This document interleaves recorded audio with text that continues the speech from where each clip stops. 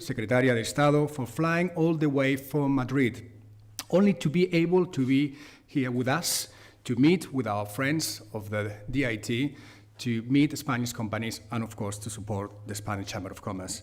Our deep gratitude to you both. And thank you, Your Excellency, Ambassador, for hosting us today and for supporting this initiative from Secretaria de Estado, for flying all the way from Madrid, only to be able to be here with us, to meet with our friends of the DIT, to meet Spanish companies, and of course to support the Spanish Chamber of Commerce. Our deep gratitude to you both. And thank you, Your Excellency, Ambassador, for hosting us today and for supporting this initiative from Secretaria de Estado, for flying all the way from Madrid. This barometer happened because a number of companies supported it. And I want to publicly thank those companies that made it possible: BBVA, CAF, Celnex, CLH, Ferrovial, López Landa, Rivera, Sabadell, Santander, Uria Menendez, and Watson Case. Under very difficult circumstances, you've set the bar very high by committing to this exciting initiative, which strengthens bilateral relations between our two countries.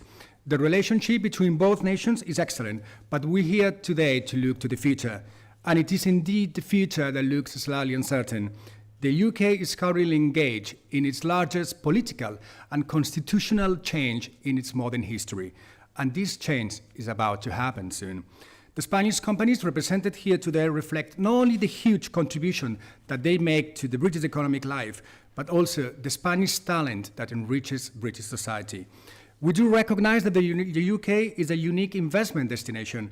We acknowledge that the British market is open, is mature, has a liberal economy, flexible labor market, and a business-friendly regulation. Spain invests in the UK for a reason. The UK receives nearly 17% of Spanish foreign direct investment. It is our largest foreign market. In other words, when Spanish companies think of venturing abroad, they think of the British market. The UK will be a very different country today were it not for the contribution that Spain, Spanish companies, and Spaniards have made. Financial services, construction, insurance, real estate, telecommunications, energy trading comprise the investments that Spain make in the UK. These investments generate business, generate improved competition, reshape local communities across the country, and generate jobs which equal to 160,000, more or less like the city of Oxford. Obviously, the barometer has positive and negative data. Companies investing in the UK have now two challenges: COVID-19 and the uncertainty of the current Brexit negotiations. And I think it's fair to say that this frustration is reflected in the actual barometer. But I also want to highlight positive results. It's very clear that even in the context of this political uncertainty, Spanish investment in the UK has proved to be fairly resilient. As we face our post-Brexit future, Spain and Spanish companies have a role to play in Britain. Everyone will agree today that the closer this dialogue with British institutions and Spanish company, the better. This leads me to thank to Lord Kennell, Chairman of the EU Committee of the House of Lords, for attending here today and giving the final words later. My Lord, the House of Lords has played an essential role in ensuring the UK remains as engaged as possible with the EU, and we are all delighted to welcome you here. Finally, let me pay tribute to all of you in this room, and if I may, those of you connected virtually today. Each of you, whichever your role, capacity, company or country, play an important part in Spanish-British trade and investment relations. With this in mind, allow me to finish by welcoming and giving the floor to Spanish Trade Minister Xana Mendez. Thank you very much.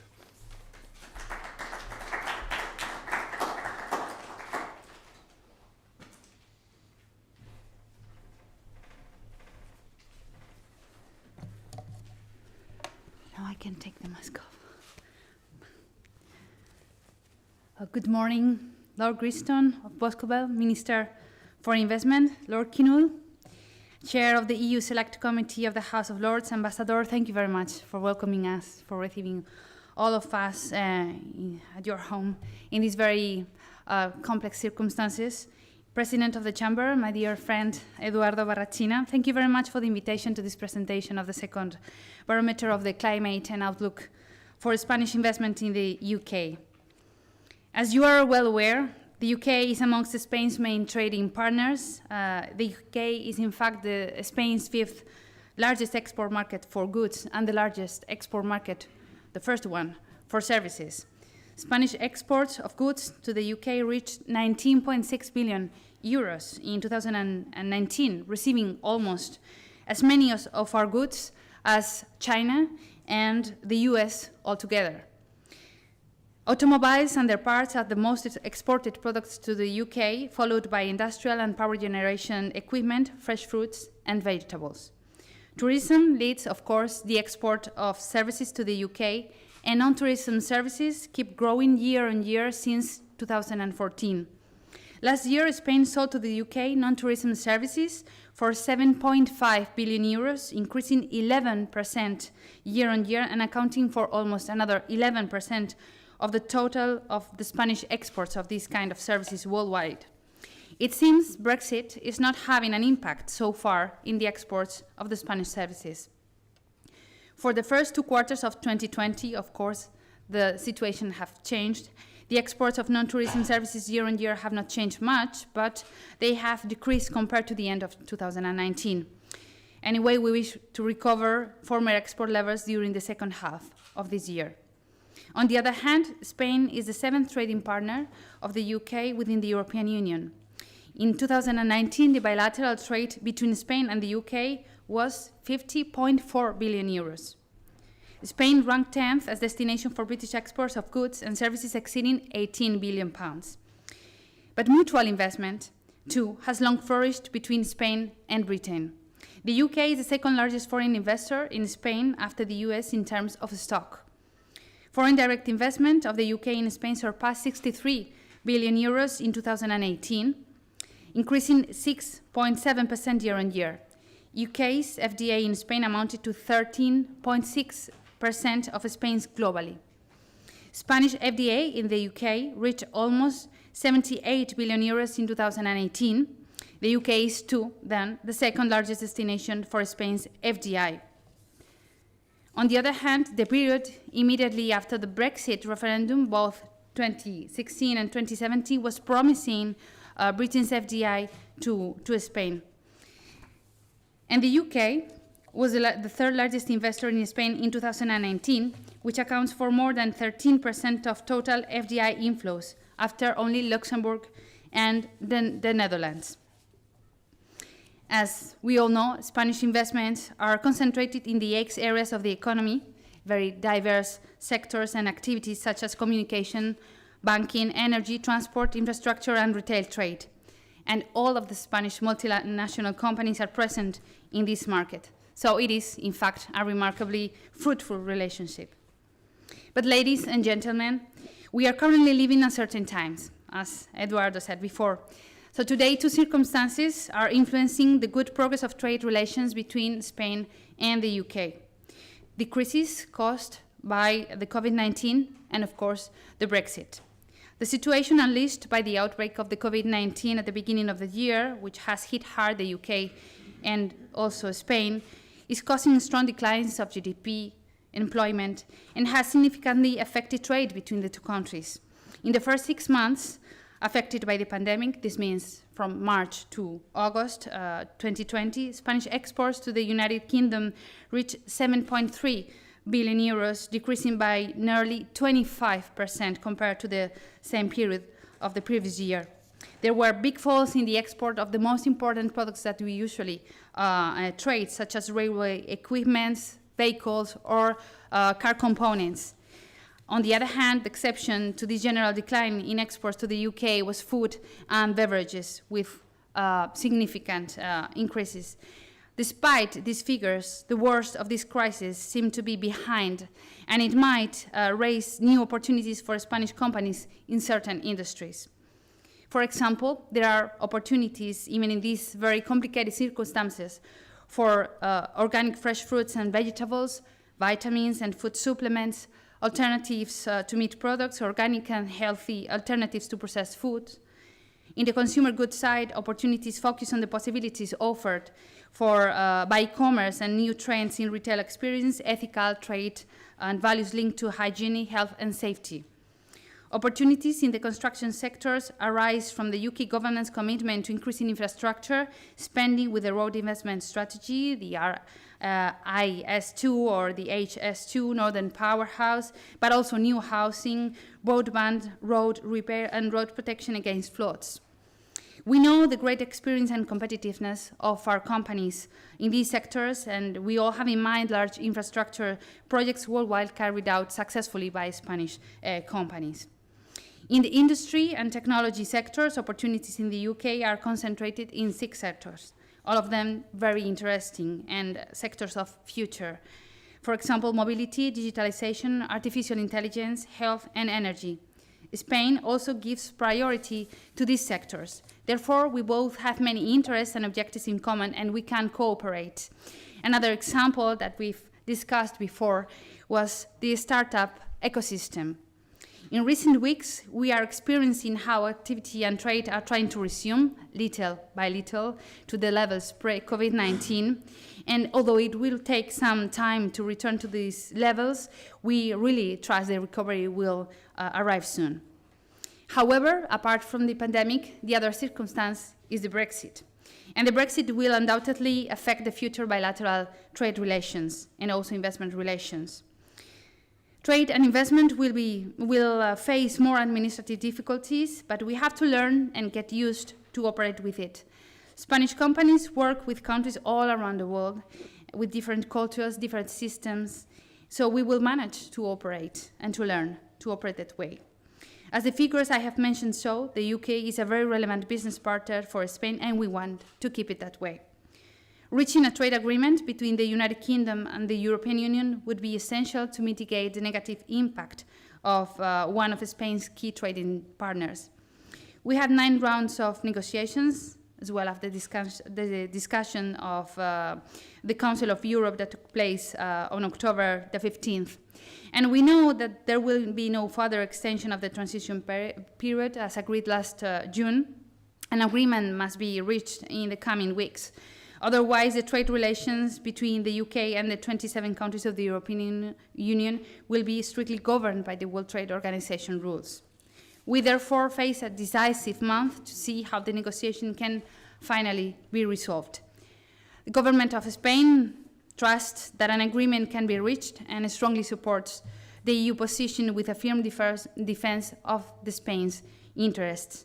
The objective is not only limited to achieving a trade agreement with zero quota and zero tariffs, and with the establishment of trade facilitation measures, but also to agree on a sustainable relationship. That means on a level playing field, so that trade would be broad, would be ambitious, fair, and welfare improving.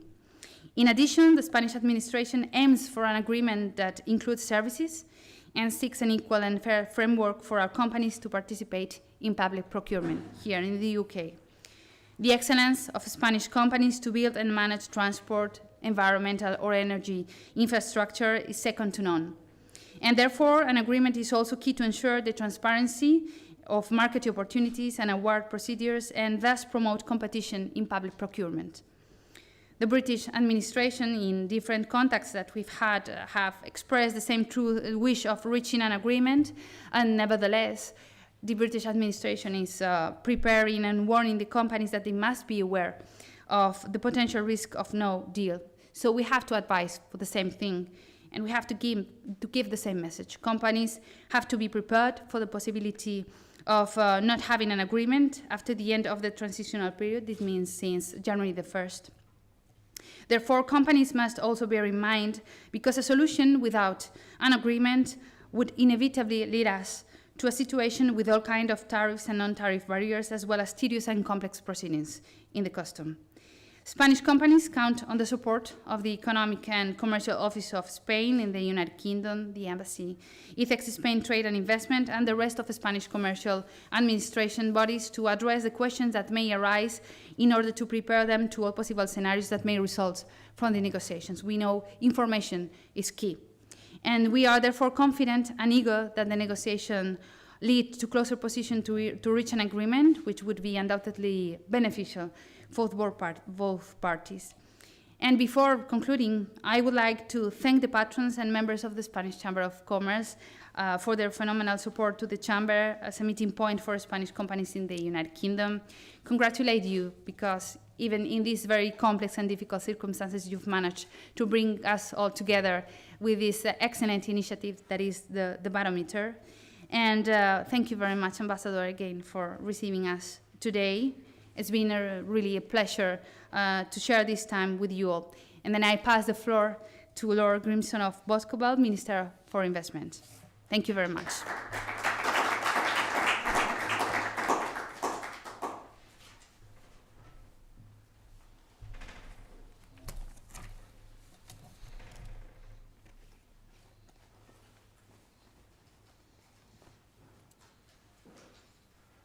Well, Secretary of State, Ambassador, Noble Lord Kinnell, good morning, and thank you to our kind hosts, the Spanish Chamber of Commerce, for inviting me to speak today, and for the Ambassador hosting us in his residence.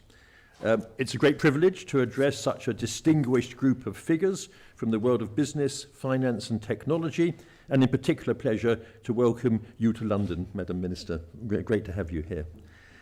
As you outlined so vividly in your speech just now, the ties of trade and investment between Spain and the United Kingdom are strong and deep. Our nations share a remarkable economic symbiosis, founded upon our common zeal for global commerce and the cultural ties that bind our people together. Bonds that have been forged over generations and that we will continue to build upon with renewed vigour in the years to come. And we shall be doing so on solid foundations.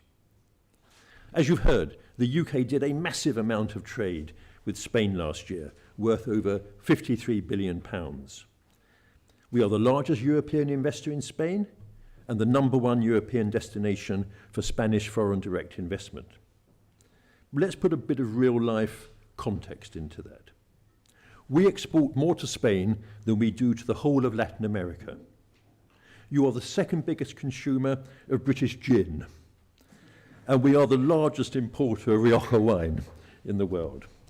You produce 60% of the olive oil consumed in Britain. Now, of course, Spain receives more revenue from tourism than Saudi Arabia receives from oil. And in a normal year, 20% of that revenue is generated by British tourists. One person from Britain enters Spain every 2 seconds. But of course, we are today not living in normal times. We are living through the worst crisis that the world has seen in my lifetime, with the corona pandemic having sickened around 43 million people, and over 1 million people have died. Such sadness for so many people. And of course, dreadful though the health effects are, the economic impact is also truly horrendous. The economic earthquake unleashed by COVID-19 has shaken the most powerful nations and businesses on this planet to their core. And it's truly a time when Spain and the UK must come together and look how to boost further trade and investment. For it is surely trade and investment that are two of the best enablers that we have to kickstart the growth that we are surely going to need.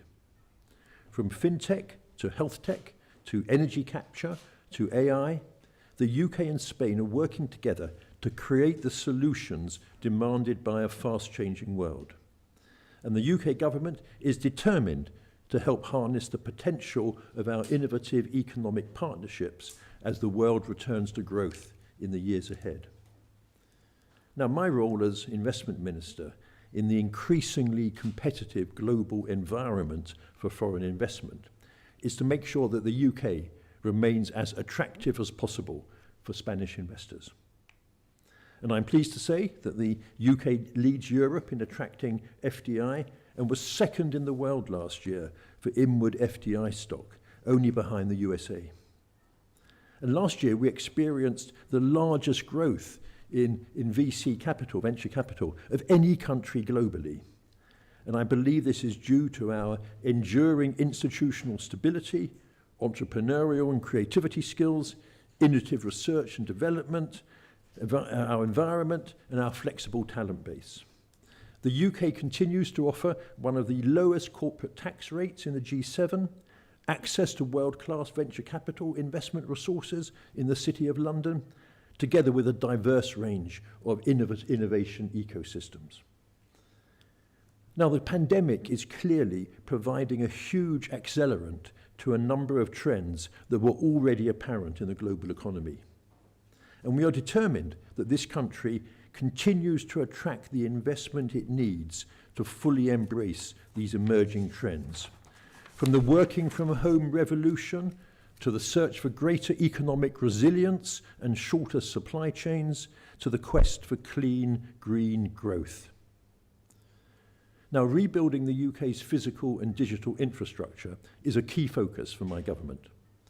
By the end of this Parliament, public sector net investment will be triple the average over the last 40 years in real terms, with more than £640 billion provided to fund the UK's roads, railways, communications, schools, hospitals and power networks by 2024 to 25. And this includes improving vital transport routes, helping people access gigabyte-capable broadbands in the most difficult-to-reach areas of the UK, and building tens of thousands more affordable homes. The UK's National Infrastructure and Construction Procurement Pipeline has set out £37 billion worth of contracts across economic and social infrastructure that will be brought to the market over the next year. From roads to low-carbon refurbishment to school building programmes. And I want these initiatives to provide huge new opportunities for Spanish investors. Building a cleaner, greener, more sustainable economy is central to our commitment to making the UK carbon neutral by 2050, and we are investing billions in achieving this goal.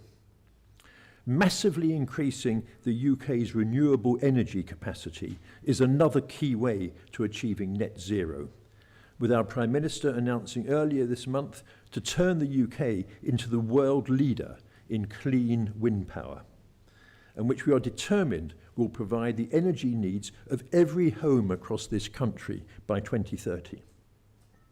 To achieve this target, we have committed a further £160 million to upgrade ports and factories across the country for building wind turbines. And wind power, of course, is one of the many future-facing technologies that Spanish and British businesses are working alongside each other to perfect. And we cannot achieve our objectives without the help of our Spanish friends. Also, as two of Europe's most creative tech hubs, the UK and Spain are also perfectly placed to harness the opportunities presented by the digital revolution that is sweeping the planet. I'm proud to say that Britain is home to 79 digital tech unicorns, placing us third globally, only behind the US and China. From green tech to virtual reality and AI, British startups and scale-ups are pushing the boundaries across this fast-evolving global market, not least in our world-leading fintech sector, which has seen total foreign direct investment accelerate by more than 500% over the past 3 years. And this tech transformation presents enormous opportunities for Spanish investors and Spanish companies who are already the largest European investor in the UK financial services sector. And my ministerial friend and I have already been discussing this morning how we can increase interaction between Spain and the UK in this important sector. Meanwhile, the long-standing collaboration between the British and Spanish automotive industries will help us partner in embracing the rapidly expanding adoption of autonomous vehicle technology. And with the UK home to the most progressive regulatory framework for connected and autonomous vehicle development in Europe, global manufacturers are increasingly looking here for fast-growing, high-value investments in this sector, which is projected to be worth £52 billion by 2035. Let me finish by talking about trade. Free trade and resilient supply chains throughout open markets will be crucial to the global economic recovery in the as the COVID-19 crisis passes. And we will champion these causes using our independent seat in global fora such as the WTO, the G7 and the G20. And key to us harnessing these benefits will be the free trade agreements we are securing with our global partners, which is why we aim to secure free trade agreements with countries covering 80% of UK trade within the next 3 years. Negotiations are well underway with the US, Australia and New Zealand, and we have just secured a free trade agreement with Japan, the UK's first major trade deal as an independent trading nation, and one which will increase the trade between Japan and the UK by an estimated £15.2 billion. And this also represents an important step towards the UK joining the Comprehensive and Progressive Agreement for Trans-Pacific Partnership, CPTPP, which will give UK businesses and businesses based in the UK a gateway to the Asia-Pacific region and help increase the resilience and diversity of our supply chains. But of course, we recognise the challenges and uncertainty businesses are facing at present. And I do want to take this opportunity to reassure our valued Spanish investors that the UK will remain one of the most open and welcoming environments for trade and investment in the world in the years ahead. Negotiations, of course, on our future relationship with the European Union are ongoing, and we absolutely do want to reach an agreement based on friendly cooperation between sovereign equals, centred on free trade and inspired by our shared history and values. And we do want a free trade agreement to be at the core of this, like those that the EU has agreed with other close partners around the world. I'm very pleased that progress has been made in these talks in recent weeks.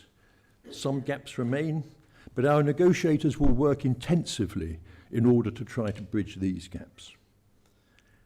In conclusion, Spain and the UK, and indeed nations and businesses worldwide, are facing unprecedented challenges as we adapt to profound shifts in the global economy caused by the COVID-19 pandemic. But I do believe that there are huge opportunities for growth and investment emerging across the UK economy, not least in tech, infrastructure, digital and renewable energy markets, as we work with businesses to build a cleaner, more competitive and more sustainable UK economy. In these uncertain times, the UK remains one of the most open, liberalised, business-friendly and welcoming economies in the world for international investors. And we want to work ever more closely with our valued Spanish investors and friends to help shape a prosperous future together. Looking at the barometer, I would say that the barometer is forecasting good weather ahead. Thank you all very much.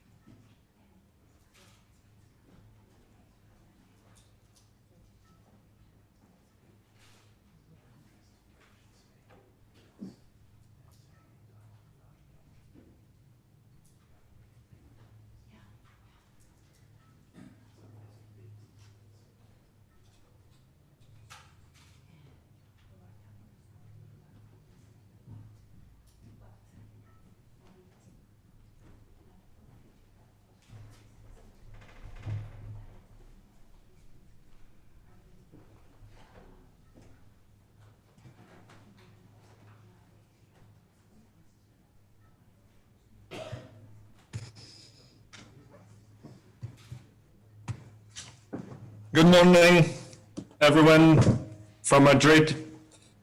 I'm Gonzalo Garcia. I'm the chief economist of AFI.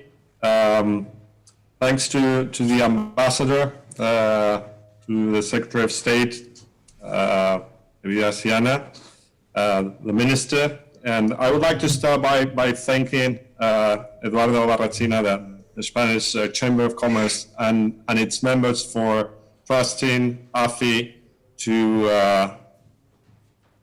do the work for this second barometer. Last time we were fortunate enough to. Is the sound okay? Okay. We were fortunate enough to be in London at the embassy for the presentation of this, the first barometer on the climate and outlook for the Spanish investment in the UK. And I would focus on the changes of the second barometer with respect to the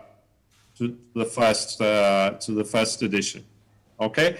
As you know, the barometer has two main components. First, we have the data on the flows and the stock of investments coming from the data of the Spanish Secretary of State for Trade. And the second is the results of a survey that we conduct with the help of the Chamber to the members of the Chamber, Spanish companies established in the UK. And so these are the two elements. And I think it's important to combine both to get the whole picture.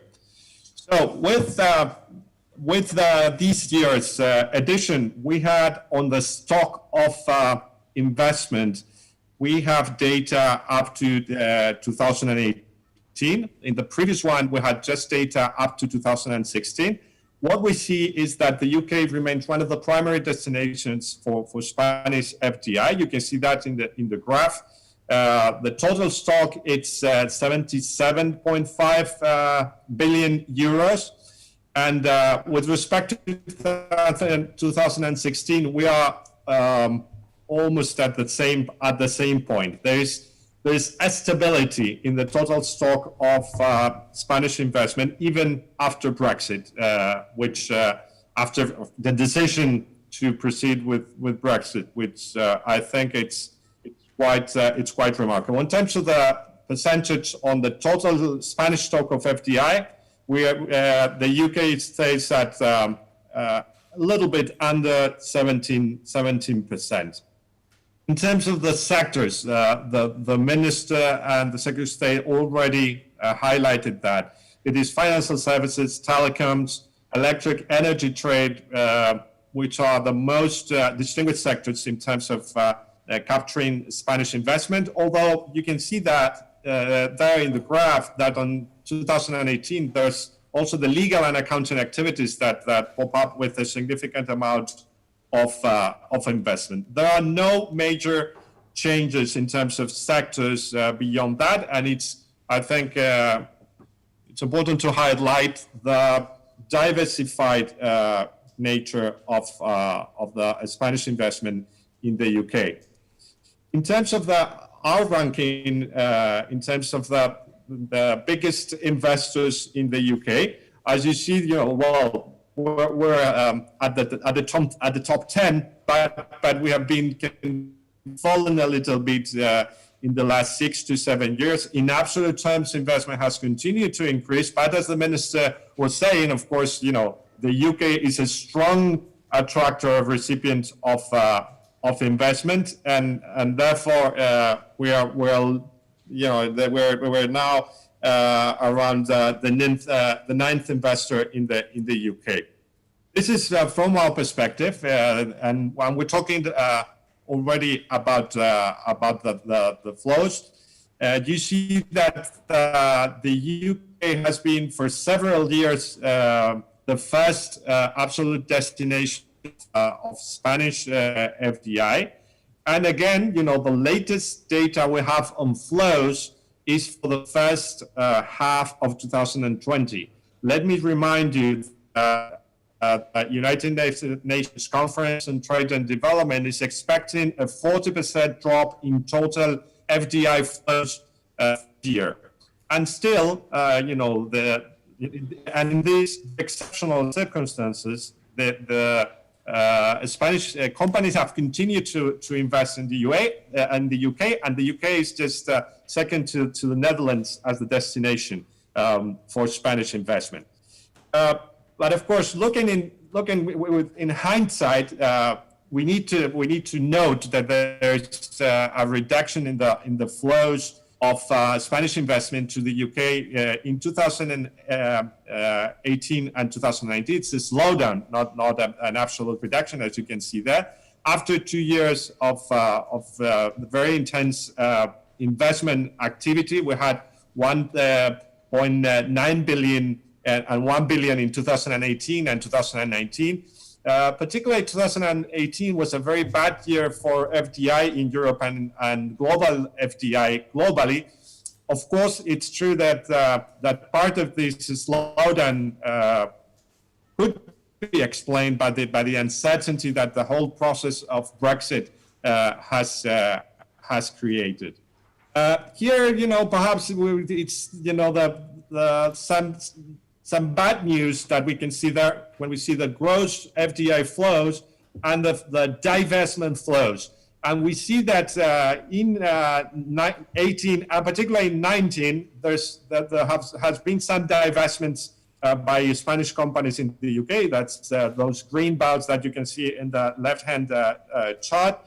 They are comparable to some of the divestments we saw in the 11, 12 kind of cases, and it seems with the data in the first half that they're over so far, so they should not make a trend, and we think that it's kind of reasonable to see that some companies have reconsidered some of the decisions with the new context of Brexit.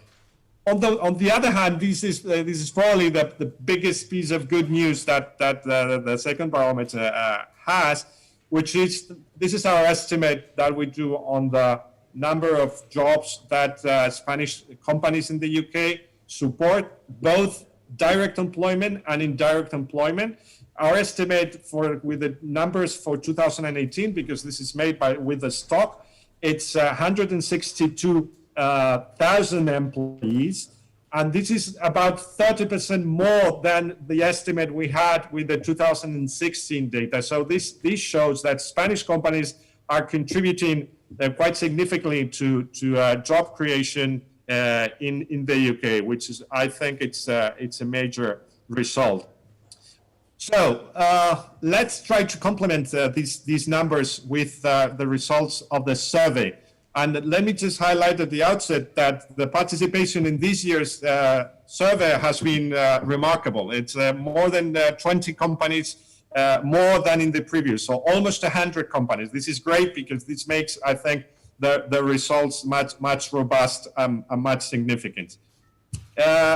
In general, the perception of Spanish companies of the British business climate has deteriorated since the first barometer. You can see that in a scale from 1 to 5, being 5 the best, the average, it's 2.1. It was 2.5 in the first barometer. So there's clearly a deterioration. We can also see that in terms of how the different responses rated from bad, mediocre, stable, and good. It's just 7% of companies that rate the climate as good, and this is down from more than double in the previous one. And in the right-hand chart, we see that there are 83% of Spanish companies that respond to the survey that considered that the UK business climate has deteriorated.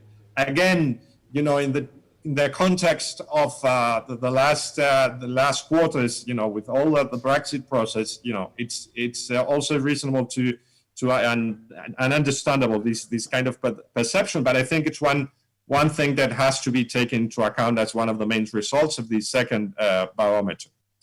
If we look at the different areas of this climate that we introduced in the questions of the survey, the result is not as negative as we saw for the overall, because as you see the average is there. Digitalization is still valued as one of the main strengths of the UK business climate, and there are no major changes in terms of the perception that the Spanish companies have this year compared to 2018.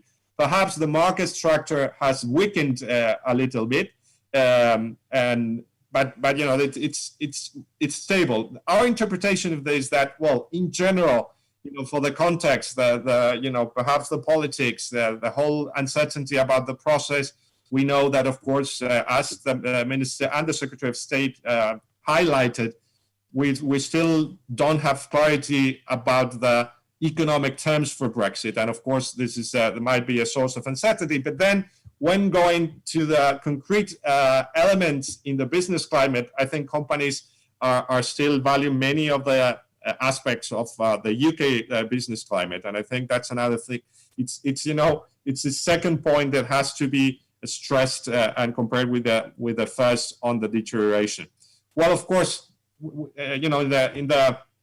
in the document, in the barometer, there's an analysis of the macro situation of both countries. And this is, of course, a situation of catastrophe that we're kind of facing for 2020, where, both countries were now in the second wave. There's a lot of uncertainty right now. And of course, the pandemic has caused this lump in global business in the first half of 2020 for Spanish companies. So 60% of Spanish companies have seen their global business reduced in this period, and 56% of companies have altered their business investment plans in the UK. Some of them have done this, but excluding the investment to sustain capex. Others have just postponed those investment. Of course, we know that investment decisions react very quickly to uncertainty, and we need some more clarity to see the light at the end of this pandemic tunnel in order for the investment plans to resume. And on Brexit, of course, we ask again the Spanish companies on Brexit. So more than 3 out of 5 companies are concerned about a potential post-Brexit regulatory divergence. This is, I think, again, a strong result. This regulatory divergence worries companies. And these are, you can see there in the chart, the different aspects that worry Spanish companies the most. After regulatory divergence, we have tariff barriers, which is worries 49% of respondents, and then difficulties in attracting talent from outside the UK, another, I think, important issue, and then uncertainty about existing alliances and agreements with other UK companies. In terms of what Spanish companies expect for the future, the preferences are, of course, for a trade agreement similar to the EU Canada, the CETA, that's 44%. Then there are 40% that would prefer a customs union, which of course it's now not the most likely outcome of the negotiation. And then in terms of what they expect, there are 57% that expect a trade agreement similar to the EU Canada agreement. So still, we mentioned this last year too. I think the future relationship and the conditions on which this future relationship will unfold, I think it's a major source of attention for Spanish companies in the UK. And in terms of their business, the expectations for the business in the UK. So of course, there's a perception that the business has plummeted in 2020. But I think what should be highlighted at this point is the expectation of this business bouncing back in 2021. You see the expectations in the graph. The fall in 2020, and then the recovery in 2021, both for turnover and for employment, and also for investment. I think this is a note of light for the future. This is a very strong impact, but it's companies expect it to be temporary, and they expect the outlook for the business to improve in 2021. And as the main reason to invest more in the UK, the main reason is to expand the existing business lines. Then 22% of companies think that they will invest to increase productivity. Same number for opening new businesses, and then investing in innovation. So these are the main results of the barometer. I think in a nutshell, they kind of naturally show that both the numbers and the perception of Spanish company have suffered because of what had happened, both the Brexit and more recently, the impact of the pandemic. These conditions are tough for a continuous FDI, but clearly I think the basis in terms of stock, in terms of the presence, the diversification is so strong that I think we could say that perhaps the worst is behind us, and the prospects for 2021 would be prospects of recovery. Thank you very much.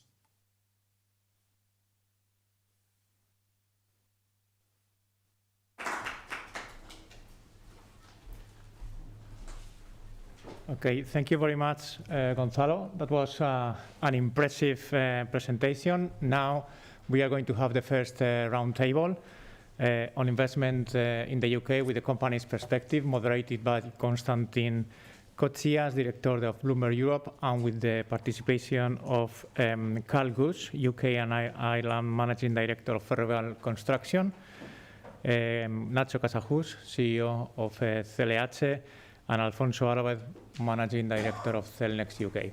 Please.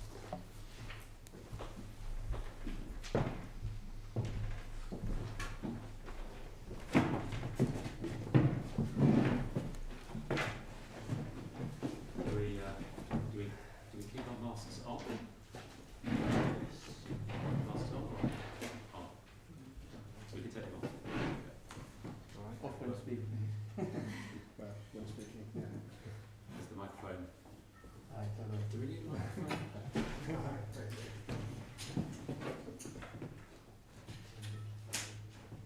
Should we use the microphones or are they not necessary?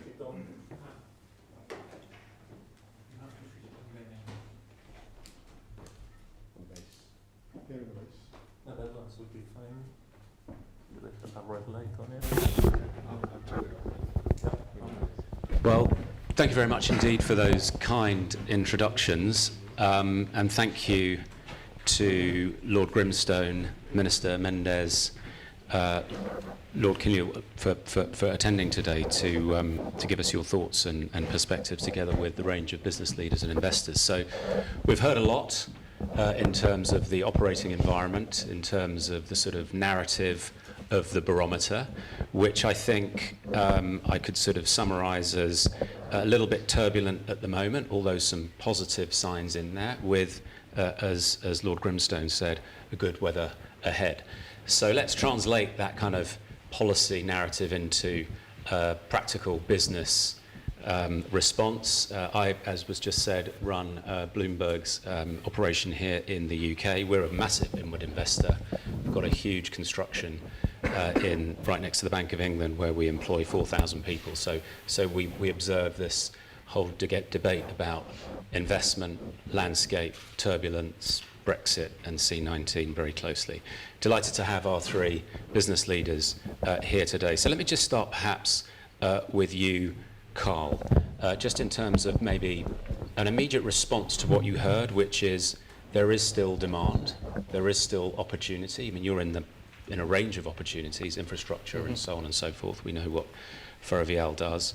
And then I might come back to you in terms of some of the more sort of choppiness down the road. But in terms of what you're seeing now, what you've heard, describe a little bit your sort of perspective and your sense. Sure. Well, I mean, I can only really talk in confidence from my own sector, which is construction.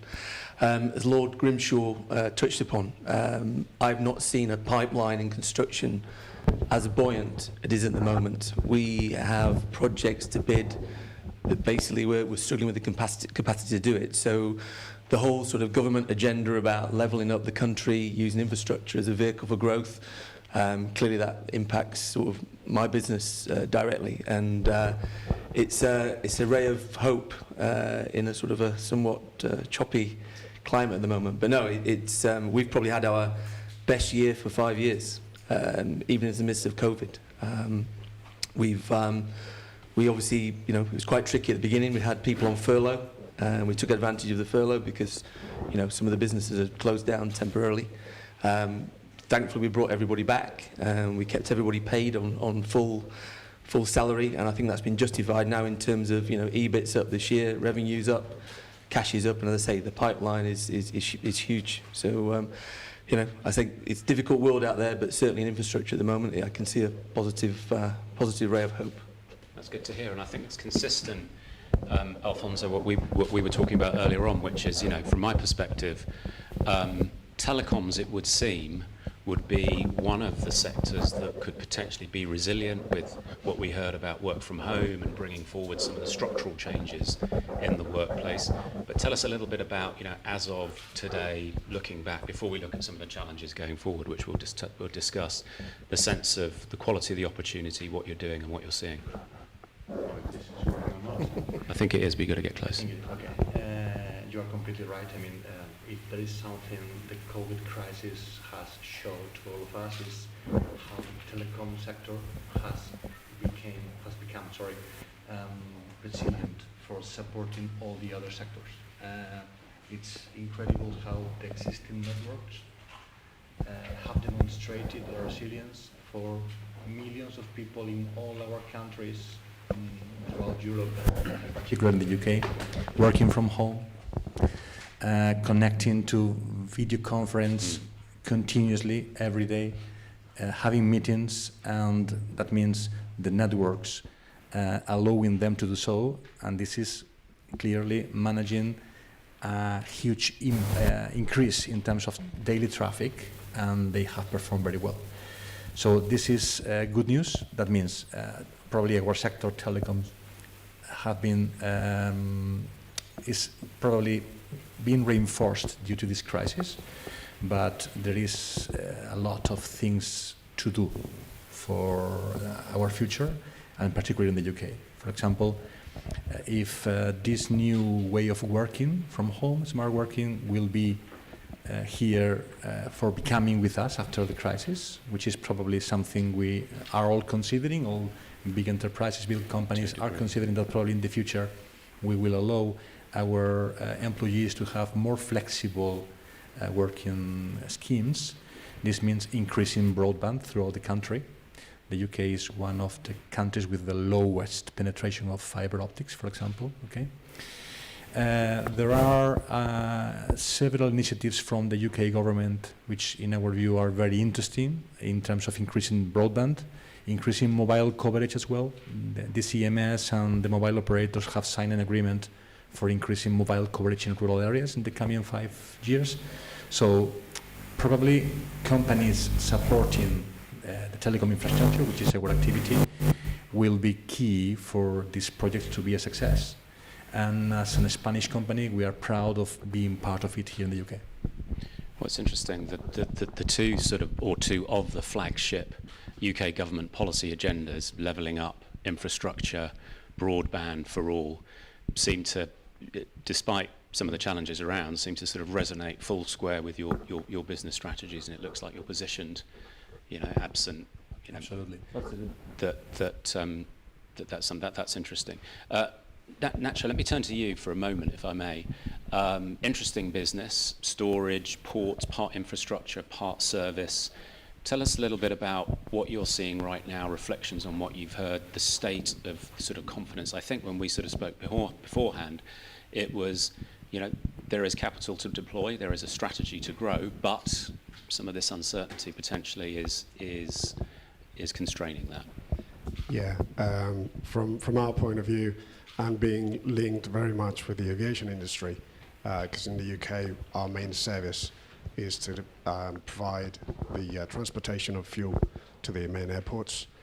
Of course, we've suffered a big impact with COVID, but I would like to make a difference between the short and the long term.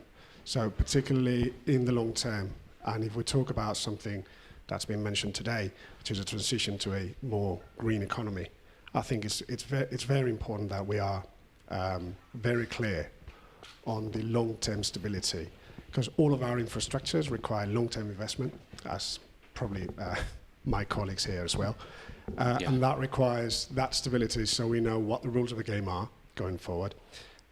If the rules of the game are clear, we are more than happy and more than willing to invest in making sure that the country, in this case the UK, is flexible enough to get adapted to that energy transition. We think we can play an important role in that. And again, that requires changing to sustainable aviation fuels, changing to more sustainable ground fuels, but also changing to other ways of energy, which may have an impact on the objective set for the UK government, but also for the Spanish government in the decarbonisation of the economy and becoming carbon neutral in 2050. In our case, what we see is the short-term impact is huge. Obviously, because we have long-term contracts and we are a basic infrastructure provider, we have to keep operating. One of the main and most important things for us is keeping, same as in Cellnex, is keeping the security supply, and we've done so through the crisis, and we want to continue doing so. And for that, we need to invest a lot of money. That's a main requirement.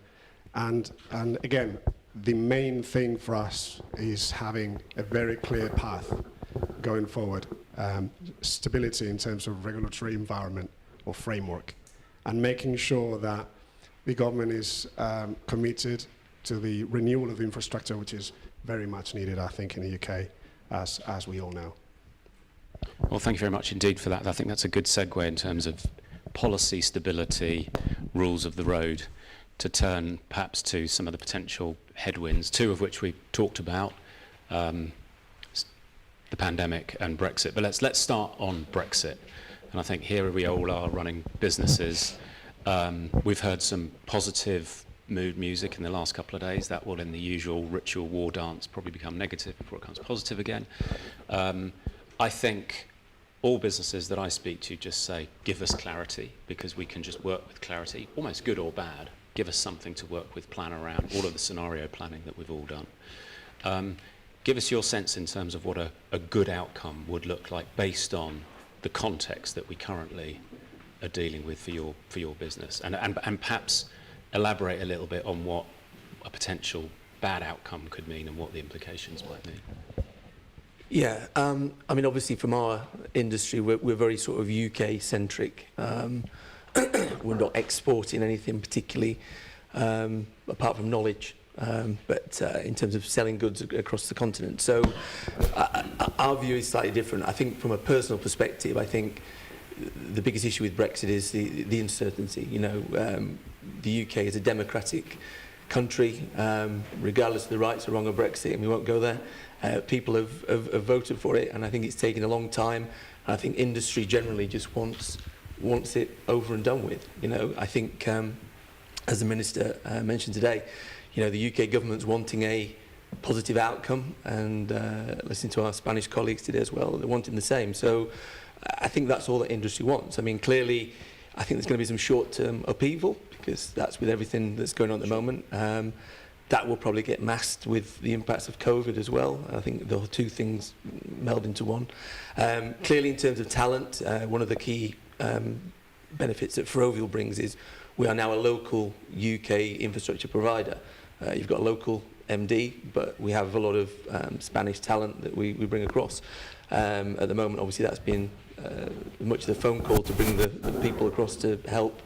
You know, obviously, once the visa change, it's going to be slightly difficult. But again, the planning's in place to deal with that. So for us, I think it's just we just want certainty, really. And then we just get on and deliver what we need to deliver. It's a common theme. Alfonso, telecoms businesses, pan-European regulation, some local regulation. I think the sense I got beforehand was there are growth plans and there are strategic plans. How has Brexit informed, constrained, or somehow altered that lens through which you sort of look at your UK strategy? Honestly, Brexit shouldn't affect a lot what in our sector, what people's expectations are. I mean, today's we live in a completely globalized world where everybody is attending a presentation of the new iPhone or waiting for the new deployment Canadian company has performed for an operator there to come into Europe. So, I mean, we live in a world where information travels very fastly, and everybody is aware of what the Americans have, or what the Germans have, or what the Spaniards have. That means, in terms of impact of Brexit in the telecom needs of the population, or the public investment, for example, for carrying new projects ahead, I think that probably Brexit will not be changing a lot the landscape, but our message should be, of course, totally agree with Nacho in terms of stability. I mean, we are companies investing in infrastructure. That means long-term contracts with revenue streams ensured for a lot of years, and political decisions can impact a lot that potential negotiations. But on top of that, I think that what Brexit should have to the British population is new investments in other things. That means technology, for example, research and development. In the UK, there's a very good tissue of spin-offs from universities. Now we are facing all around Europe the deployment of 5G, a new technology and mobile networks that should be not only a revolution in terms of communications for people, but also for industries, okay? And robotics and artificial intelligence, etc. So what we ask from Cellnex to the UK government is, beyond ensuring that the political framework will be stable for the future, of course, let's see if there is investment fostering initiatives from universities, from research centers, and let's put the UK as #1 in the world in terms of new developments. I think there's a Mr. Dominic Cummings that has that top of his skunk works and disruptive innovation. Just quickly before I move to you, Nacho, do you think, has at any stage in the process any of the points of the Brexit negotiation paused a strategic investment or given you cause to kind of park it, or has it just been scenario plan, and move ahead? Honestly, as Cellnex, we don't expect any change in our investment policy. We are now a British company operating in the UK, Right. Very much like Ferrovial, so we don't foresee an impact on our local activities. We are not exporting. We are, supplying services to the local operator, the local public bodies. Okay, so no impact in terms of being scared of Brexit. But we want to see if there is a new environment created by Brexit, and not only Cellnex, all the Spanish companies maybe can take advantage of that. Yeah. Okay? Slightly different landscape, operating landscape for you, Nacho. You know, ports, infrastructure, oil, containers. I would imagine, you know, bonded warehouses, customs, tariffs, front of mind. Your perspective, your concerns on where this could land. Yeah, in our case, I'll start saying that our case is pretty much the same as my colleagues here, because we are a British company operating in a British environment. We don't really import anything, although we do, our customers do. And particularly now with the refineries and the production facilities in the UK basically shutting down, the UK has become a net importer of oil-related energy products. And that means that we have a big dependency from the imports. Most of the imports come from outside of the EU, although I would say that there's a big chunk of imports yet that come from European ports, and they need to comply with European regulations. There are many regulations in our sector, such as REACH or the European regulation for inter or transnational exports of goods.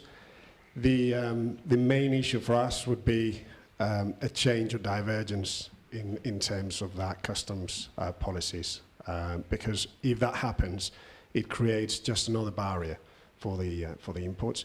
It simply makes it more difficult, and it's not particularly important in the long term as long as it's clear, and as long as we do have time to adapt. One of the things that happens is that we know for sure that things need to evolve, and that's absolutely fine, as long as things are prepared with time and that we are flexible enough in the transition periods to make ourselves adapted to it. And we've demonstrated a long time that we can adapt to almost anything, and that's not an issue at all. But I think it's the timing that's important here. So that's why the sooner we have clarity, the better for everyone. Otherwise, we may face a bit of a chaos at the beginning, and that's obviously not good for anyone. Because in our case, given that we provide a basic service to the country, if it's not clear, any delay or constraint on that initial period may have a deep impact throughout the whole economy, which is not visible maybe in the first term, but is certainly a hiccup that can have further impact in the economy. So, yeah, we basically are seeking for clarity, and as soon as possible. That's, I guess, a common theme here. Yeah, I think you'll hear that from most businesses and investors. We heard from the minister, and we heard from in the opening remarks, and it's a theme that cuts across the barometer, that Britain remains fundamentally to Spanish investors open, mature, good talent, easy to do business. Is that still your sense? Are there any areas where you feel, whether it's bureaucratic or whether it's planning or whether it's some of the issues, I mean, different sectors for different issues, where you could say post-Brexit, this could be an opportunity for UK policymakers to tweak, to enhance something that would facilitate or advance your business agenda? Is there anything that you guys are thinking about in that sort of post-Brexit environment that could be actually a positive? Yeah, I think the UK is a very sort of liberal place to work at the moment anyway. I think it's very open for investment, hence the reason why we're all here. And I think done in the right way, that is a huge positive, A, for Spain, for example, and B, for the UK, because we bring the best of both worlds. I mean, in Ferrovial we have what I would call locals and Spanish working side by side, and we're bringing that learning to the UK, but also exporting it back to Spain. So there's a sort of symbiotic relationship there. I suppose the only, not a negative, but with the UK being very open, been open to the right entities. Competition is great. Competition for, let's say, some sort of state-backed entities to get a foothold in the UK suddenly doesn't make competition so great. So I think we just got to watch that a little bit. But apart from that, I think the UK, you know, the way it's set up and it's very liberalised sort of model is very, very positive. You know, as we said before, you know, touching on the previous answers, you know, stability, knowing what we've got to do. Most of us now are, if you like, trading internally, not trading out. I mean, if I was an exporter here, I might give you a different answer. Right. But for the moment, you know, I think slightly turbulent, but outlook positive, I think. Alfonso, your thoughts? I totally agree with him. I don't think that there will be a negative impact, at least immediately, in our big industries where investments are, I mean, looking ahead 25, 30 years. It is important to ensure that Brexit doesn't change the stability in terms of conditions to invest, or that maybe companies not being British are maybe less welcome, or facing additional problems they hadn't got in the past. This is probably not likely to happen, because the UK market has always been one of the best places to invest. I think, and I mentioned it before, I think what we should detect after Brexit is that more public funding available for projects like smart cities, like public development, infrastructure. For example, there's something in our particular sector still pending in the UK, which is the coverage of the railway. This is mobile coverage, I mean. This is something affecting a lot of businesses. Yeah. It's a problem which is quite common in all Europe, but the impact of railway in the daily commuting in the UK is not comparable to other countries. Right. So this is something the UK, for example, can develop after Brexit with more funding. And for example, we are living now a similar problem to Brexit in terms of sudden political change affecting the enterprise plans, and this is the Huawei ban. I mean, some nations in the world deciding not to install Huawei equipment for the 5G networks. Right. This is affecting the MNOs, the mobile operators' plans in the rollout. They accepted the impact of this political decision because this comes from the governments, but this could bring us a delay in the installation of the new services. All the mobile operators are now trying to sign new contracts with other providers, with Nokia, Ericsson, etc. And probably they will supersede the situation, right, and the 5G will not be delayed. But it's an example of how a political change affects the market quickly. And if the companies are resilient enough and robust, they can react and find solutions. In my case, I do agree with what's been said here, but I would like to add another angle to this. Some of the infrastructure in the UK has been there for ages, and that requires modernisation. It requires sometimes replacement, and sometimes just a little tweak to make it compatible with the new ambitions that we have as a country. And I think that modernisation requires a friendly environment and a friendly focus from the government, making sure that the reinvestment is supported and encouraged. And that's probably where we can find, I would say, the biggest advantage once we exit the European Union, right, and we're not subject to some of the restrictive rules that apply there. I think that supporting of the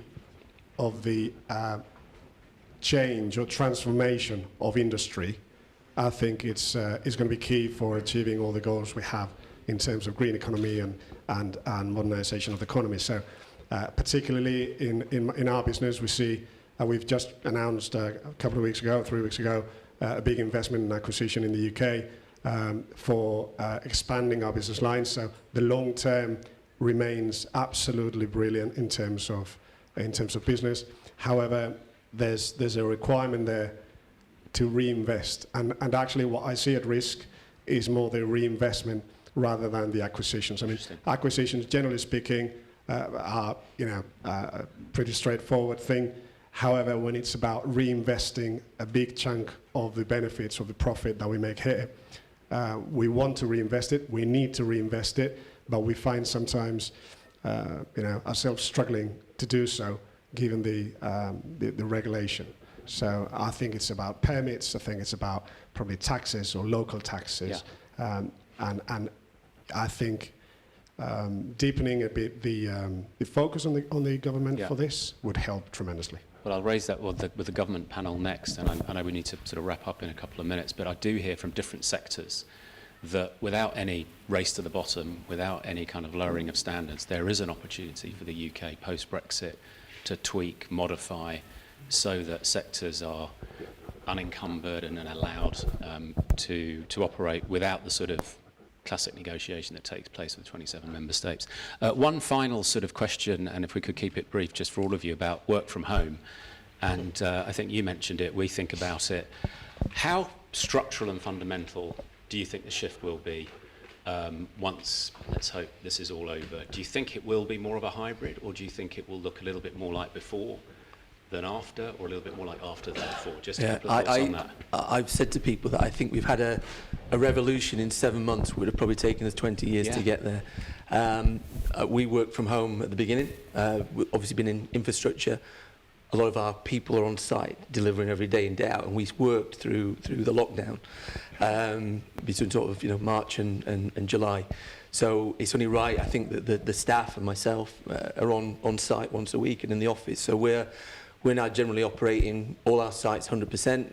The head office is kind of 3-4 days a week, 2 days at home, and I think that hybrid model is perfect. I think people I speak to, working at home had a novelty for a few months. You saw the kids that you might not see in a week.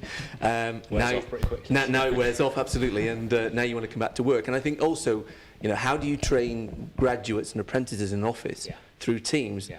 You bring in a new person to your team, you can't, that cohesion of a team, you can't deliver it virtually. It has its place, and it's been a godsend.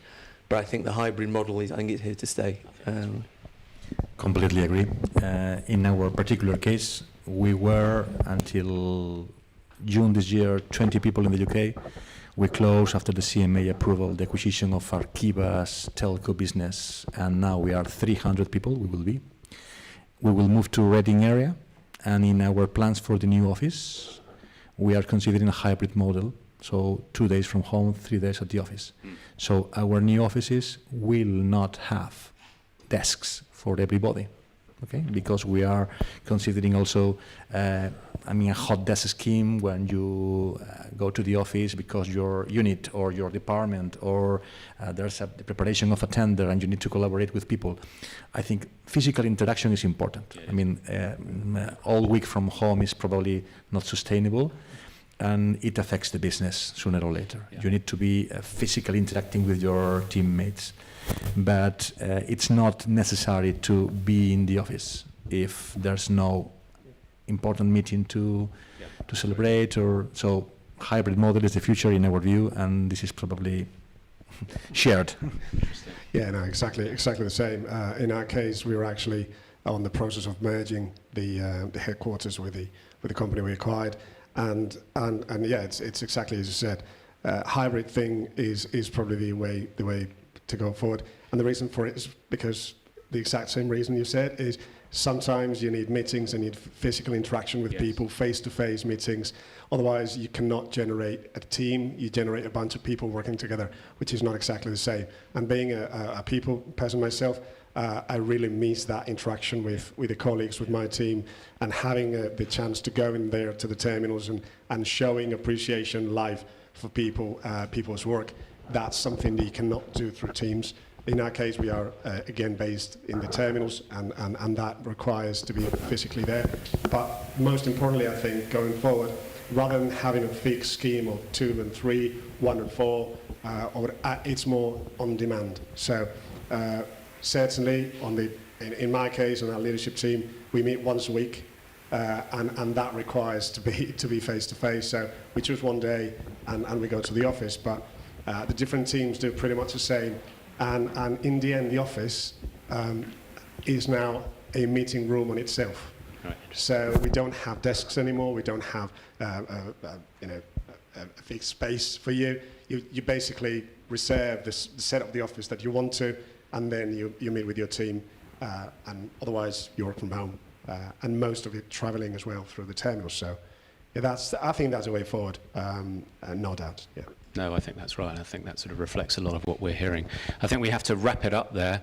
But thank you, Carl. Thank you, Nacho. Thank you, Mfolso. I would sort of summarise that as cautiously optimistic for the moment, but pretty confident going forward. So, as Jerry said, the barometer shows good weather ahead, some bumps in the road. Thank you very much indeed for all your thoughts. Appreciate it.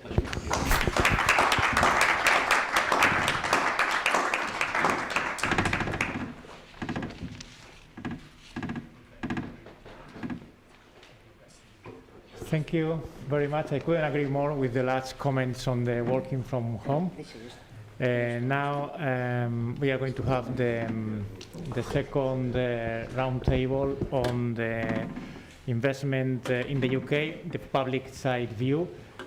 Álvaro Nadal, the head of the commercial office, and Michael Charlton, managing director and chief investment officer of the DIT, will be present here. Should I maybe move here? Thank you.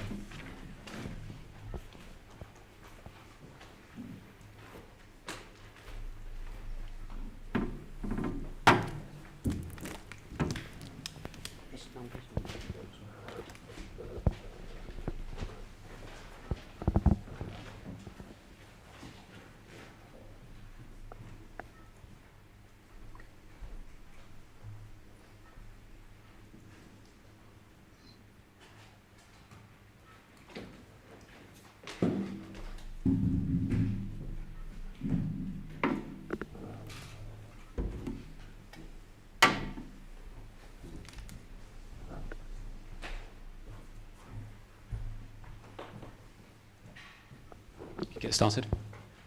Okay. Good morning again to everybody. Thanks for sticking around for the public side view. And perhaps we could start with you, Alvaro, with just an immediate response to what you heard from investors and sort of corporate leaders, which in summary sounded like a lot of which was in the barometer.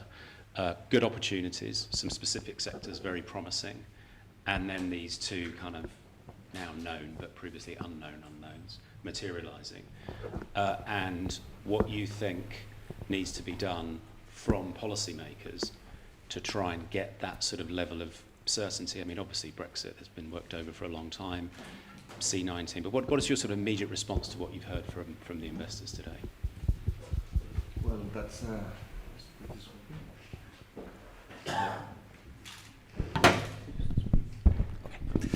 I think that's a key question. When we listened today, this morning, both ministers talk about fostering, boosting FDI, foreign direct investment. Companies do that. I mean, the real actors investing are companies. So when we from the public administration talk about fostering this activity, it's just a figure of speech, or really we can do something about that. And I really think we can do many things about that. First, to understand very well what's the role of the public sector in fostering this activity, because at the end of the day, what companies do is they take resources, usually from the market, and take risks. And they're the ones assessing the risks and trying to do the best of that. So we should be able to help them in this activity in many ways. One very important, more or less what most of the people has said, is regulation. Regulation is almost everywhere. And we can talk about what can we do about a specific regulation on investment. Both the UK and Spain are very open countries. Others are not in the same case, but in our case, that wouldn't be a problem mainly, but many other things apply. For example, taxation, for example, labor rules, for example, very important for foreign direct investment is labor mobility. And this is something that people are very worried about, what's going to happen after Brexit. One of the most important questions, the most frequent questions we received of commercial office coming from companies is what's going to happen on the 1st of January with labor movement, with title and education recognition, very important, and with families, not a small thing. What do you tell them? That still many things are to be resolved, and that's the problem. And that's a very important issue, thinking about what's going to happen next year. Another very important issue is information. I mean, not all information is available. Information is scarce and many times asymmetric. Information is a very important public good. I mean, it's very easy for public administration to invest in information and then to deliver it in a more or less freely way to companies, especially SMEs that are not able to access to that information so easily. So we've got there a public good in which is important to invest in, to raise taxes from the taxpayer, invest in information and deliver it to the companies in order to help this information to flow as it should in order to direct investment. And another important issue is helping companies with risks. Not only regulatory risk, in which, of course, some kind of institutional exchange is also very good for that, but especially SMEs. SMEs cannot take risks or, for example, invest in market analysis as big companies. We listened to the view of 3 big companies today, but there are also many, many small and medium enterprises that invest and need more help coming from the public administration. And this is something we can do as well. And it's very important to have a good legal and conflict resolution system. Here in the UK, there is no problem at all with that. And you could say the same about Spain. You can always go to the judiciary in case you have a conflict. In other places, it can be a big problem. So it's not just a figure of speech. There are so many public policy sectors involved in helping FDI that I would say that at the end of the day, the trade administrations, which are more or less the one in charge, we have listened both ministers talk about all that, need not only to do their own homework, but to try to push other parts of public policy to do their homework as well. That's very interesting. Do we have Michael on video?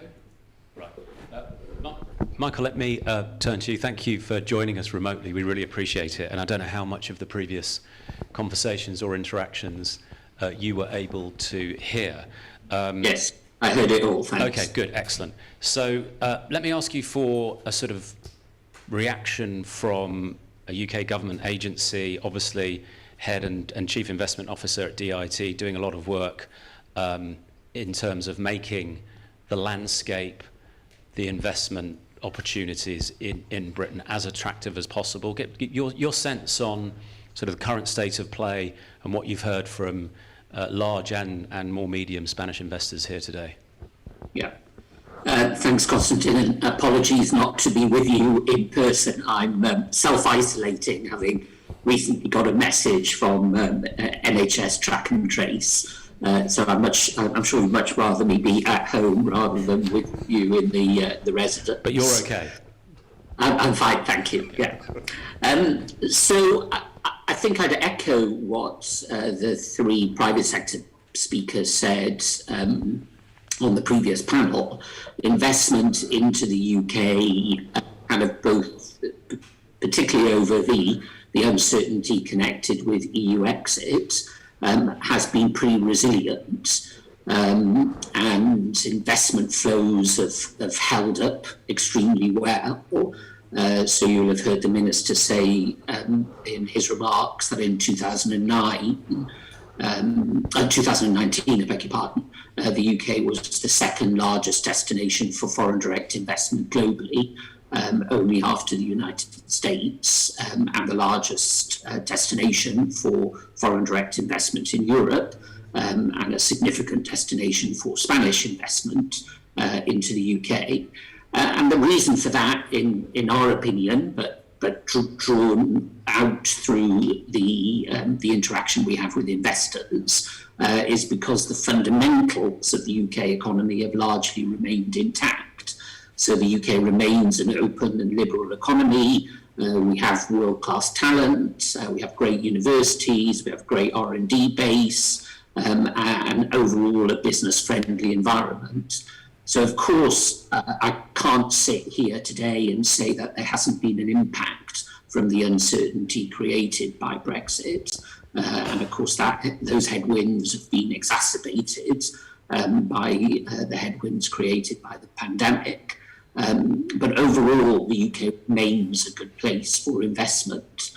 The work we've been doing for the last 12 months, thinking about a new investment strategy for the UK, has been very much around, well, how can we improve upon those fundamentals?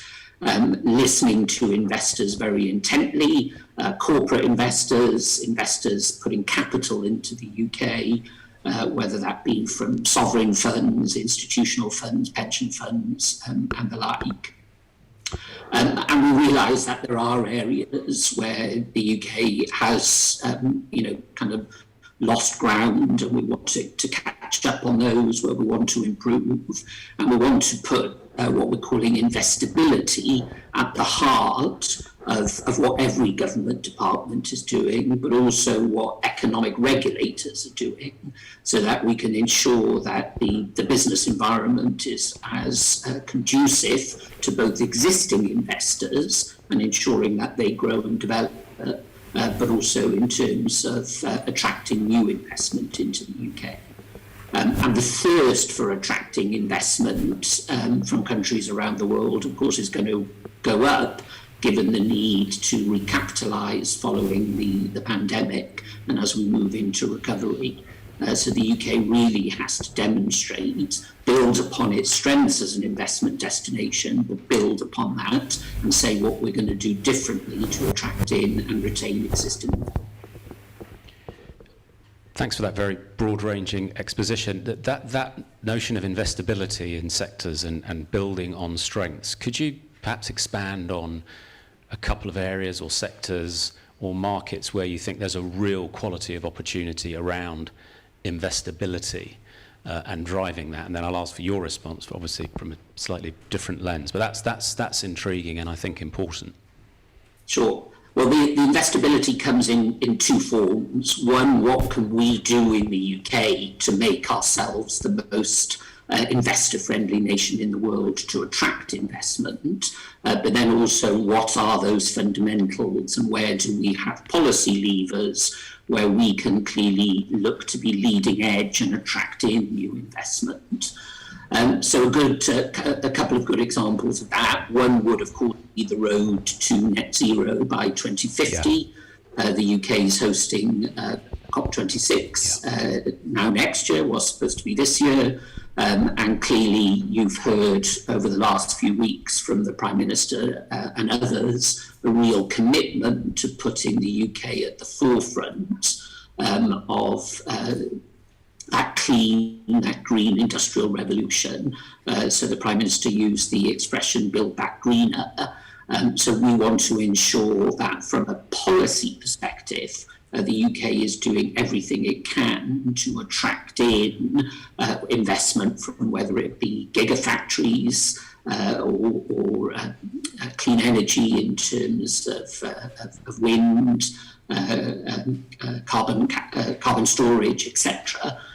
So creating the policy landscape, but also creating the investment environment that will allow those industries to flourish. The UK is already the leader in offshore wind, but aspirations to look at other forms of wind energy, but also other forms of clean energy.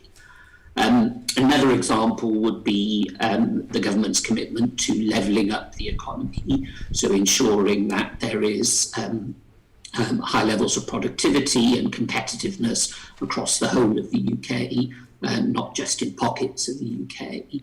And from that perspective, we have a plan to package up specific opportunities and, if you like, shine a light on those investment opportunities, which investors are perhaps less familiar with, and demonstrate that other parts of the UK have a tremendous offer for investors, and really make sure that there's no kind of lack of information and intelligence in a way that investors wish to consume that data and those investment propositions.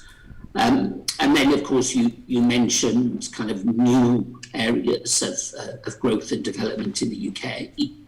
So what the UK is doing to be a leader in artificial intelligence, in quantum computing, in robotics, and how, again, we package up specific opportunities that we can offer up to overseas investors, whether they be individual overseas investors or bringing a collective group of investors together to invest in those opportunities, in some occasions, alongside government.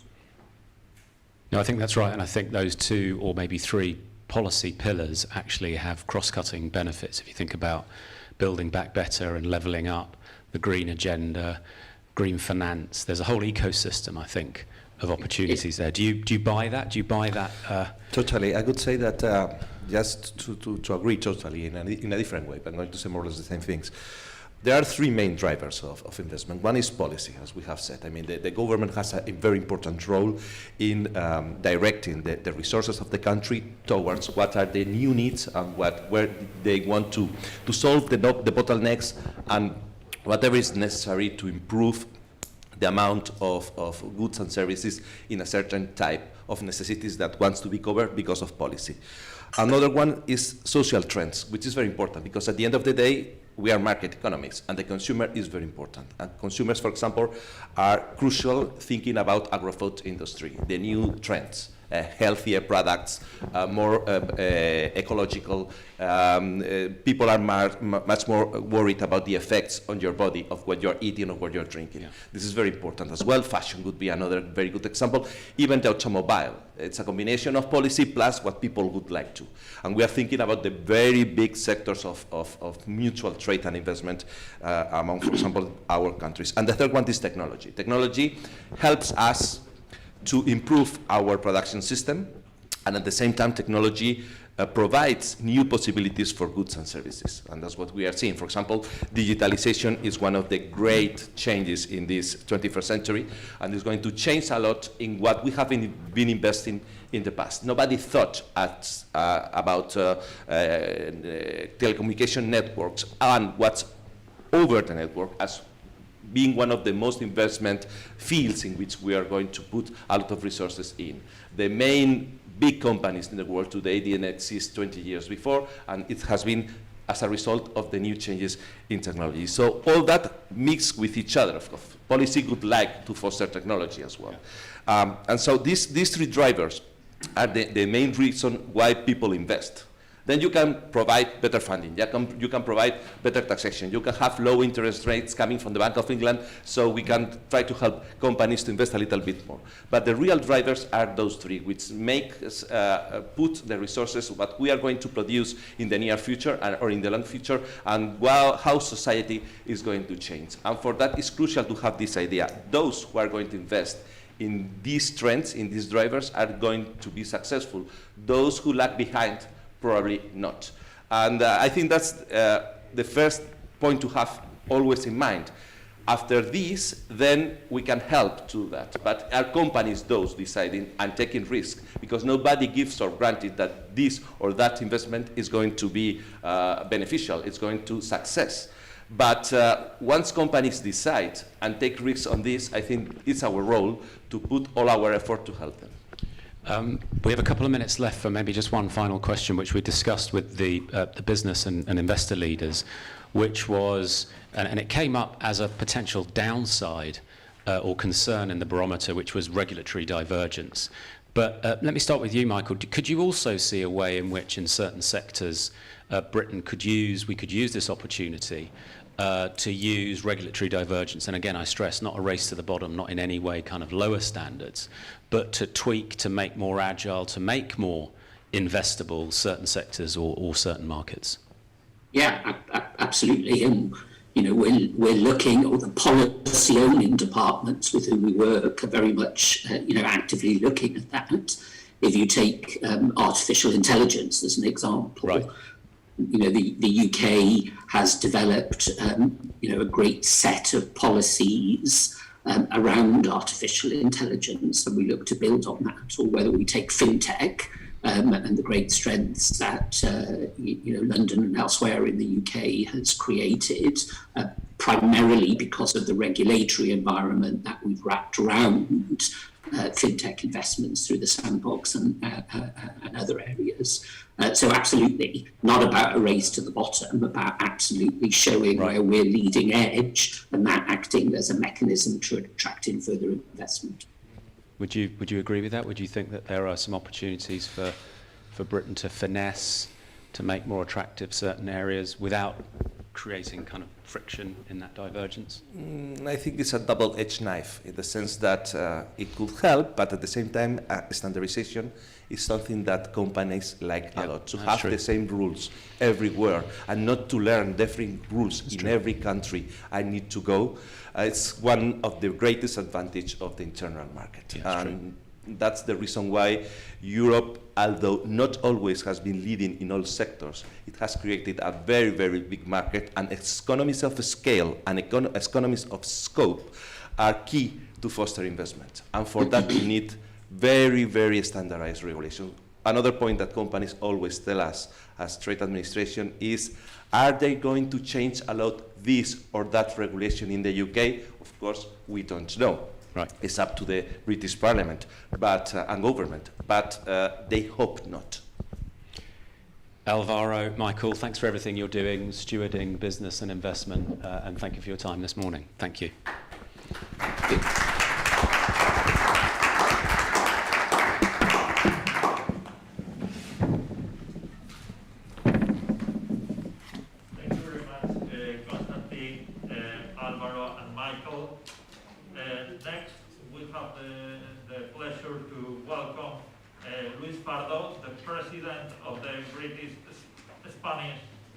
The British Chamber of Commerce in Spain, who will give us the view of the outlook of British investment in Spain.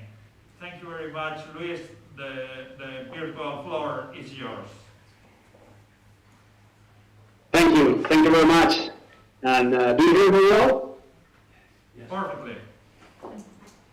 All right. Then good morning, everyone, and thank you to the Spanish Chamber of Commerce in the United Kingdom for the invitation to participate in this second edition of the Barometer of the Spanish investment in the UK. I wanted to congratulate the exceptional data that has been displayed today, demonstrating again the involvement of the Spanish companies in the UK and the excellent bilateral relationship between our two countries. Given the current political climate, it's more essential than ever before that we continue working in these moments of uncertainty in order to maintain a strong relationship between our two countries. Now, the majority of our members were not in favor of the result of the Brexit referendum. But 4 years later, what business wants is certainty and information to know how they can continue training all the goods, investing in other countries, providing services, also moving people. The British Chamber of Commerce in Spain has presented the 6 years in a row a barometer about the British investment in Spain. Now, the 6th edition will be presented in Madrid and broadcast live on the 17th of November. And we will also have the presence of Mr. Eduardo Barachina, President of the Spanish Chamber. Those interested in attending can register in our website. I would like to mention some figures on the update of the barometer in July this year that prove again how strong investments are in both countries. I think the most important message I can give you is that Spain feels to be an ideal destination for British companies. In the first quarter of 2020, the UK was the biggest investor in Spain, with more than 100 million euros. We will see how this data evolves during the second quarter with the peak of the virus and also approaching the Brexit deadline. But these figures consolidate those of the last year. The UK currently investing more than 4.9 billion euros in Spain. We must not forget that British companies are responsible to maintain more than 200,000 jobs in Spain, which makes around 1% of totals in the country. Now, British business will continue investing in Spain, despite the pandemic and the Brexit. And it's a very important market in some sectors, such as, for example, the education sector. 100% of the foreign investment is done from the UK. The UK investments in Spain are in sectors like telecommunications, advertising, industries, energy, technology. This clearly demonstrates that the diversity of British business that there are in our country. And we must maintain that levels of such bilateral investment after the exit of the UK from the EU, because they generate employment and they generate wealth. Our Barometer includes a survey that measures also the level of confidence. And Spain is very favorable for the value of the country, the quality of life, and everything that we've seen on the British Chamber of Commerce in Spain. We are also aware that some British business, they want us to improve in some areas. One of the areas we need to improve is research and development. For this reason, we have created a committee, which is a bilateral committee between the Spanish and British companies that aims to give all the visibility around innovation done in Spain and also in the UK, and also looking for greater investment in our country. Our work in the field of innovation is done with the support of the Department of Science and Innovation of the British Embassy in Spain, and we are working to recognize and share all the best practices between both countries to facilitate the collaboration after 1st of January. Now, business are not in favor of a no-deal Brexit, because it would make the bilateral relationships more difficult. For these reasons, it's positive that last week the UK and the EU established some negotiations to achieve another exit that would give the certainty that business want and are, they've been demanding for more than 4 years. To lose the relationship that we have now, in which there are no buyers, no trade and investment, and not to find ourselves finding tariffs and custom duties that will entail a huge shock. As has been shown, our bilateral relationships between both countries are extremely, extremely strong. And we need to take that advantage. The UK country has been saying, it's a key destination for direct investment in Spain, and it represents almost around 70% of all investment that our companies make abroad. Now, Spanish companies in the UK, we've seen today, maintain around 163,000 jobs, which if I added those to be maintained by the British investments in Spain, makes more than 360,000 jobs. These are figures which we hope will not only be maintained, but we also hope it will grow. The greater the mutual employment we make, the stronger the relationships we will have between both countries.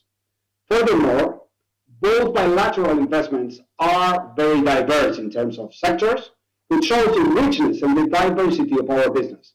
This means that we will always find ways to work together. We really believe that we are at a unique moment in which the two chambers can work together, hand in hand, to achieve our goals that relations between our two countries continue to be as strong as they are now. This is why we participate on some of the events of the other organization and why we have been discussing more bilateral relations and initiatives for 2021. We are independent business organizations. Our independence allows us to be the voice of our business and also to represent their interests in the way that government cannot.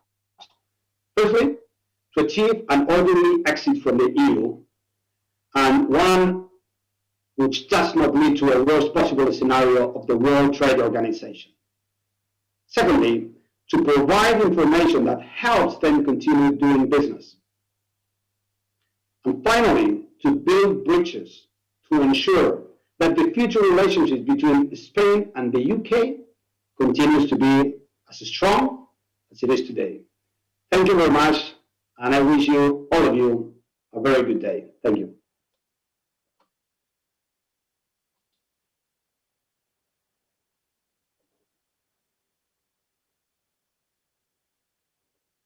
The Earl of Kinnoll, Chair of the European Union Select Committee of the House of Lords. Thank you.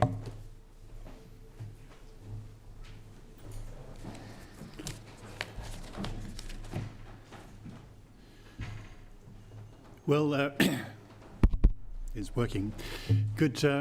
It is now good afternoon, and can I say what an interesting morning and early afternoon it's been. And the first role I must perform is thanks.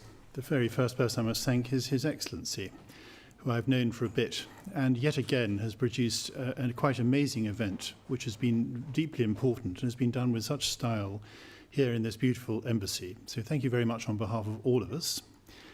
Then I must thank Eduardo, who's now looking like a... he's got all sorts of things on. Eduardo, sorry, you're there. And also Hannah Sanders, your colleague, who's arranged everything quite beautifully. I'm sure you've all had the same experience as me, which is that emails get responded to immediately and even at 11 o'clock at night. It takes a lot to put on things here, and I think we should thank her. Secretary of State, you gave one of the most interesting speeches, and I was told by one of my colleagues, our professional staff includes, of course, many European Union citizens. Oh, she's got a frightfully cool brain. And we certainly saw that today in your remarks. I must say, I hope there's a written version of them, because I would like to reread them. It was very good. And I thought that Lord Grimston, Jerry Grimston, my colleague, also gave a very good speech. I am not from the governing party, I'm an independent peer, but I can say that he's very highly regarded within our House, because he's someone who's coming at it from a practical point of view, with vast business experience, and not from a political point of view. I think that's very important in what's to come. And I would thank all the other speakers. There's not time to go through all of you, and I would thank all of you for attending as well. Now, of course, we're two nations with very long-standing and deep ties. These ties have flourished in the years of the past, and I was being reminded that, in fact, ambassadorial relationships began between our two countries more than 500 years ago. That's an incredible amount of time. And they flourished in the past. They flourished, obviously, during the European Union membership of the UK. And I'm very confident that they will flourish in the future. But we do have one or two things to negotiate, to get around, in order to make that thing happen.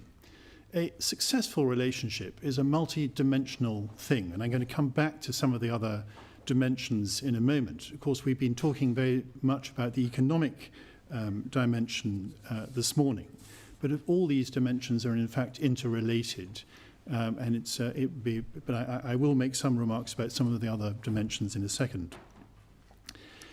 I started writing out, and my bits of paper are down there, things that struck me early on, and I ran out of paper because so many good points were being made. But I've selected just three, but if they're not points that you made or you thought, you shouldn't think that that's wrong. It's just that the three that struck me as they came through. The first, in fact, is the 11 sponsors that are there. These are all huge entities that are investing in Britain. They're all known and they're trusted as well. These are some of the more trusted brands around. In fact, there's a missing name there because I live in Scotland, so I have to use another entity, a member of the International Airlines Group, in order to fly down, and I duly flew down yesterday with them. So it is, that in itself is something to be very proud of and to be remarked upon. The second point was first made, in fact, by His Excellency, who used the word connectivity. Others used other words. I would use the word interdependence, in fact, which describes the relationship we have. The foreign direct investment statistics were widely quoted. The level of tourism was remarked upon. Rioja was quoted. I'm doing my personal bit for the Rioja statistics, but it is extraordinary that 500,000 jobs between the two countries depend on the relationships. And it is not the case, and I'm sure it's a product of the 500 years of relationships, it's not the case that the connectivity is the same with other countries who are just as close and of equal sizes. And that's something to be very proud of between us. The third and final topic that I thought I'd pick out was Brexit, only because I'm, of course, in charge of scrutinising Brexit in the House of Lords. And I think I'm glad that the subject came up today because it is so important. And as a sub-point in Brexit, I would just make a quick point about level playing fields. Every single treaty for free trade agreements of any depth at all contains level playing field arrangements. And there are therefore masses and masses of precedents available for everyone to look at. They're well understood. And what one should remember about this is that they give protections to both parties concerned. They're clauses of mutual dependence. And I do hope everyone remember, in going through this, is not one side or the other trying to impose something bad. It is actually very sensible in all markets to have some market rules in order to make sure that that trading takes place on a level basis. I don't see that as being a problem. The second point is, I'm afraid, probably one of my very few areas of disagreement with the Secretary of State, and that is that although I totally agree with her aspiration that services should be included in whatever the treaty is that I hope will come out of the negotiations, which we're not allowed to call a tunnel or a submarine, but somewhere between the two things at the moment. But I'm not sure that services will necessarily make it through this time, which I regret very strongly. But I'm afraid I just think the timing has gone wrong, and that inevitably means that there will be additional negotiations required between the two great single markets, the UK single market and the European single market, going forward. But that's a personal view. But I very much feel that there should be a deal, and that certainty will, in fact, open the door to a lot of further business between our nations and generally. I promised to talk to you about the other dimensions. And there are, of course, many dimensions, but I thought I'd talk briefly about social and cultural dimensions. And there are, of course, intergovernmental and interparliamentary dimensions, and they're worth reflecting on as well. And on the social and cultural side, and I'm sorry for repeating things, but I do think that things that are important should be repeated, and that is that there are around about 1 million UK passport holders who either live permanently or have a residence and live at least part of their lives in Spain. There are 18 million British tourists who, in a normal year, go to Spain. And we know now from the settlement scheme that there are probably 250,000 Spaniards who live in Britain. I think more than 200,000 have already gone through the settlement scheme. And I was talking earlier on with Your Excellency, some of your staff about how we were going to get the vulnerable people through the scheme, which is an area that my committee has been extremely interested in right from the beginning. But I'm glad to hear it did feel that things are going well. That level of interconnection gives ties of blood and of culture that are not seen in any other relationship, I feel. Moving to the intergovernmental and interparliamentary dimension, we had an incredibly successful visit from your king in 2017, one of the first of the many victories of His Excellency. And I was there when the king spoke in the Royal Gallery in the House of Lords, and having just had a speech relatively recently from the president of a very large Asian country, it was jolly good to have a speech of such content, of such depth and subtlety, and he made an incredible impression. But of course, it was not surprising, because culturally there is such a strong alignment. And that is still the barometer, if I may say so, of what a good visit of a visiting monarch, visiting head of state should be like all round. In fact, in interparliamentary relationship terms, your Cortes Generales welcomed our Lord Speaker the following year, and who still speaks very well of it. You walk into his office and there's a very nice Spanish picture which hangs just behind his desk all round. I'm his principal deputy, so I see him a lot. But we do need to look at each of those dimensions, I think, in our bilateral way and try and strengthen them as time goes on. My penultimate point is to actually continue to stress the importance of bilateral work, of building on to the next 500 years of relationships and of the connectivity. And that requires robust frameworks. It requires consistent development of such frameworks. You can't develop a framework and leave it alone for 500 years. Things change, political things change, and physical things change. And cooperation and dialogue is so very important. And certainly my committee strongly believes in that. And we are, in fact, among other things, apart from looking at Brexit, charged with trying to promote that, both at an interparliamentary and an intergovernmental level. My final point is to do with liberal democracies. It's an incredibly rare thing, being a liberal democracy. I've only ever lived in liberal democracies. It is a pleasure to be able to get up in the morning and know you won't be arrested, get up in the morning and be able to say anything that you like in a free way.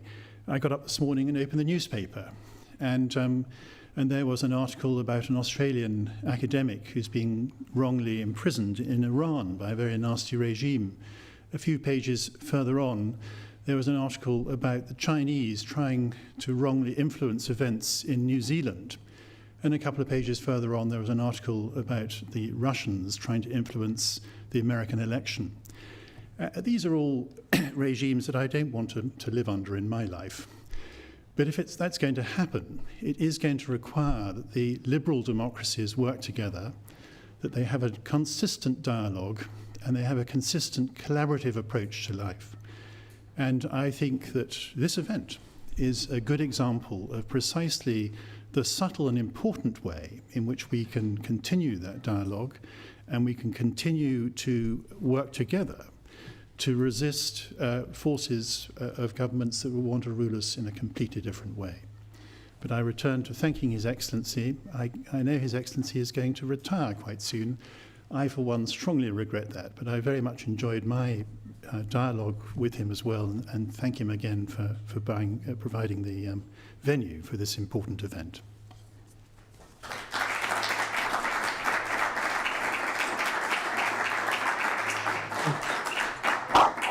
Thank you very much. Thank you very much to the Earl of Kinnock for this excellent concluding remarks.